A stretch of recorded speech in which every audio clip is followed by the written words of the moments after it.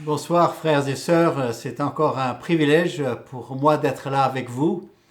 Cela fait la deuxième semaine que nous sommes dans le décalogue, les 10 commandements.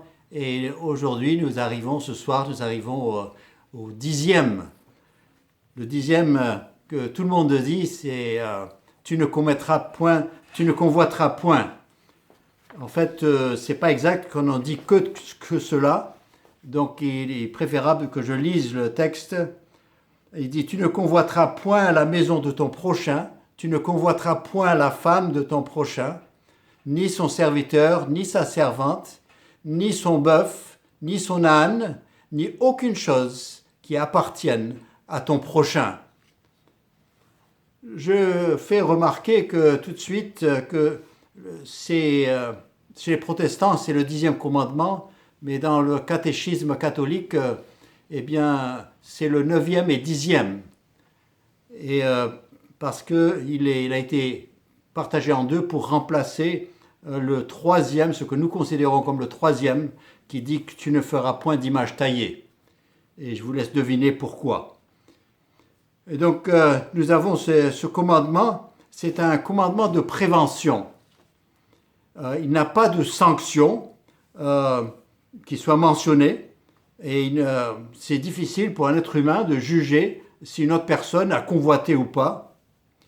Mais lorsque nous relisons l'explication de l'auteur du septième commandement, qui dit « Tu ne commettras point d'adultère », eh bien, vous vous souvenez, Jésus a dit « Vous dites, mais moi je dis que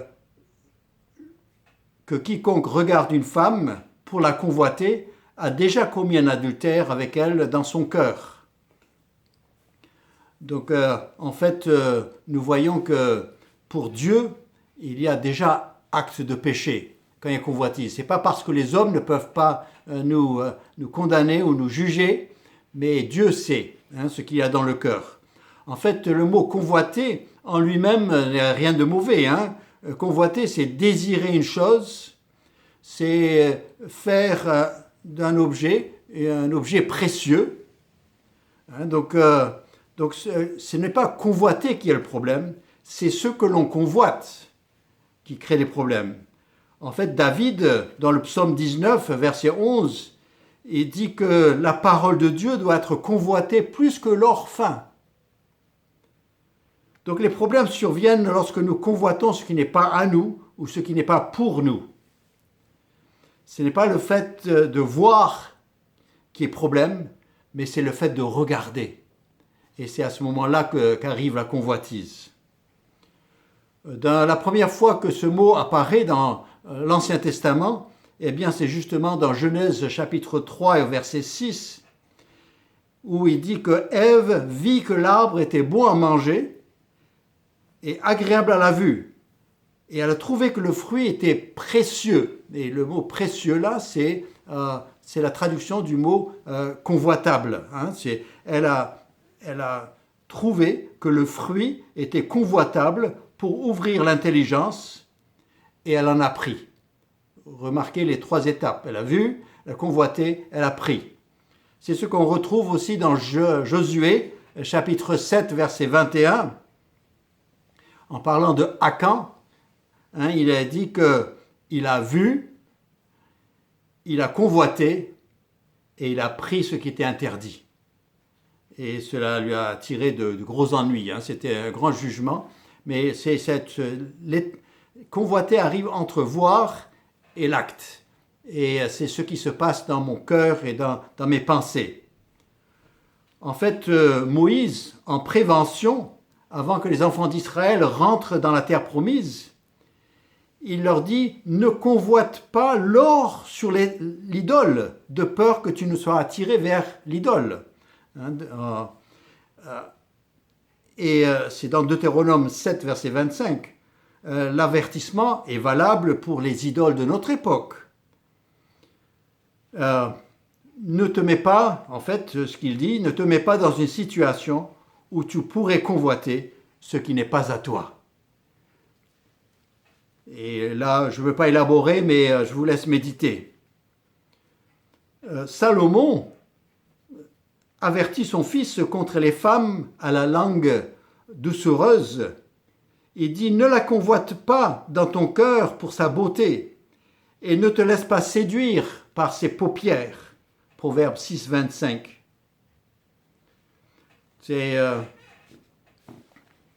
Voilà, il dit ne reste pas là et ne contemple pas, tu risques de convoiter et ça risque de t'entraîner vers la perdition. L'apôtre Paul, dans ces situations, il recommande que le jeune homme soit plutôt attiré par celles, par les jeunes filles qui se parent de bonnes œuvres, comme il convient à des femmes qui font profession de servir Dieu. 1 Timothée 2,10. J'ajouterai, n'exige pas d'elle ce que tu n'es pas prêt à lui offrir. Et puis si je peux vous donner un petit secret, jeunes hommes, eh bien si l'accent est mis sur l'extérieur, dites-vous que c'est peut-être parce que la cruche est vide.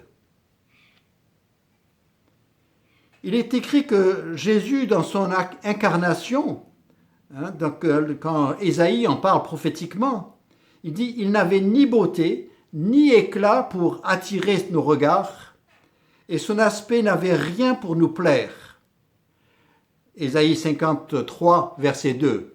Littéralement, il dit « Il n'avait rien pour se faire convoiter. » Donc, voilà. Donc, j'espère que vous commencez à saisir le sens de ce mot « convoiter ». Le problème n'est pas le fait de voir, le problème n'est pas, mais c'est de voir et ensuite de désirer ce qui n'est pas à soi. Le cas classique de la convoitise est celui du roi David et de la femme d'Uri, qui s'appelle Bathsheba. Le 10e commandement est plus grave que les autres parce qu'il nous amène à enfreindre plusieurs commandements. Michée, en parlant des personnes à son époque, dit « Ils convoitent des champs et ils s'en emparent, des maisons et ils les enlèvent. Ils portent leur violence sur l'homme et sur sa maison, sur l'homme et sur son héritage. » Et donc la convoitise, elle est là, mais elle entraîne des actes qui sont des infractions à d'autres commandements. Donc David, et je ne vais pas raconter l'histoire, mais il a vu Bathsheba, il l'a convoitée et il l'a prise pour lui. Et en faisant cela, il est devenu coupable d'adultère, de meurtre, de vol, de mensonge. Il a pourri sa communion avec Dieu et cela a entraîné des problèmes de santé. Et je vous fais noter que Bathsheba, pour Dieu, elle sera toujours la femme d'Uri. Jusque dans même le Nouveau Testament. En fait, même jusqu'à notre époque. On parle de Bathsheba, femme d'Uri. Et et je vais ajouter, c'est que même si Dieu a pardonné David, mais ça n'a pas réparé l'acte. Donc il vaut mieux prévenir et éviter l'acte. Pour éviter l'acte, il faut éviter la convoitise. Pour éviter la convoitise, il faut éviter de se mettre dans une situation où on pourrait convoiter, où on pourrait être tenté. Choisissons bien ce que nous allons désirer ou convoiter. Jésus raconte la parabole de l'homme qui a obtenu ce qu'il avait convoité. De nouveaux greniers pleins d'une moisson nouvelle. Et Dieu lui pose une question ce soir-là. Insensé, cette nuit même, ton âme te sera redemandée. Et ce que tu as préparé, pour qui sera-ce? C'est dans Luc 12, verset 20. Sachez quel risque vous prenez lorsque vous, la convoitise vous motive. Jésus a raconté une parabole du semeur. Et le semeur a semé cette bonne semence dans un champ. C'était la même terre partout. Seulement, certaines terres étaient bonnes et ne contenaient rien, d'autres contenaient ou des rochers, ou des épines, ou c'était un lieu de passage. Mais il nous parle, il nous dit que la semence qui tombe parmi les épines, eh bien, elle est étouffée et puis elle ne produit aucun fruit. Écoutez bien ce qu'il dit. Il dit « D'autres reçoivent la semence parmi les épines.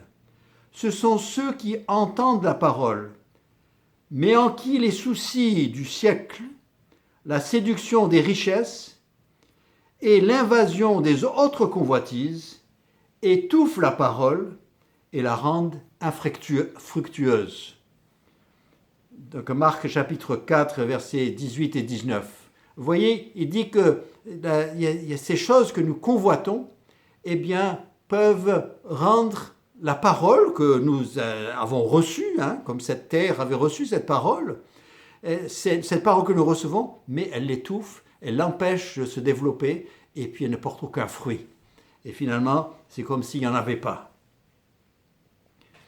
Donc, quand je dis choisissons ce que nous allons convoiter, David a suggéré que l'on convoite la parole de Dieu plus que leur faim.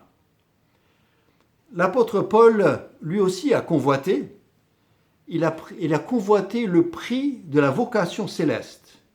Il a dit « Je cours vers le but pour remporter le prix de la vocation céleste de Dieu en Jésus-Christ. » Lui a dit « Je désire cela. » Et c'est ce qu'il a désiré par-dessus tout.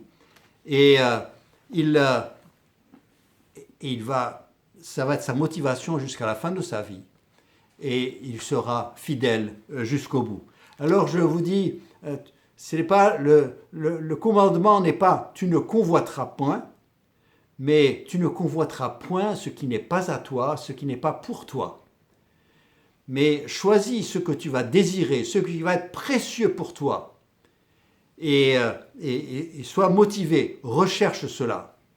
Il dit, plutôt que de cumuler un trésor sur la terre, cumule au ciel.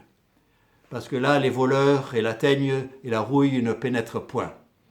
Donc, je vous encourage à choisir ce que vous allez désirer.